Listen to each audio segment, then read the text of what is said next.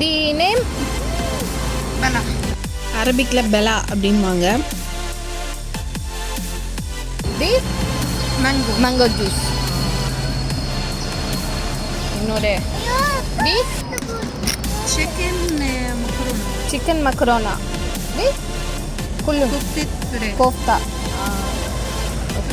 அரபிக்கில் ஃபெரக் அப்படின்னா சிக்கன் அப்படின்னு அர்த்தம். இது வந்து மோல்டோம். இங்கே வந்து அடிக்கடி நாங்கள் யூஸ் பண்ணுற ஸ்நாக்ஸ் இது வந்து சாக்லேட் ஃப்ளேவர். இதுலேயே நிறைய ஃப்ளேவர் இருக்குது. ஸ்ட்ராபெரி, வெண்ணிலா, சீஸ், இந்த மாதிரி நிறைய ஃப்ளேவர் இருக்குது.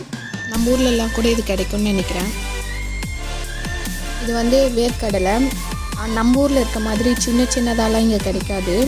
இது வந்து நல்லா பெருசாக இருக்கும். வீடியோவில் அந்த அளவுக்கு தெரியுதான்னு தெரியல.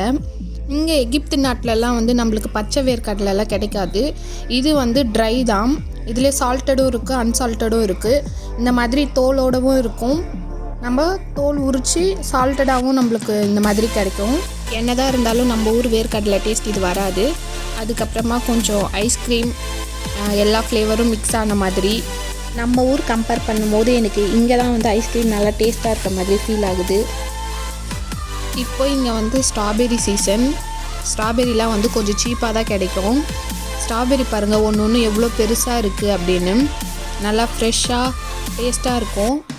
இங்கே என்னோடய ஃப்ரெண்டு வந்து ஷாப் வச்சுருக்கிறதால அந்த டைமில் அவங்களால இஃப்தாருக்கு என்ன ரெடி பண்ண முடியுமோ அதை வந்து ரெடி பண்ணி அவங்க வந்து நோன்பு திறந்தாங்க. அதுக்கப்புறம் அவங்களோட ஃபேவரட் காவா அதோடு வந்து அந்த நோன்பை முடிச்சிட்டாங்க. இதுதான் என்னோட சிம்பிள் இஃப்தார்.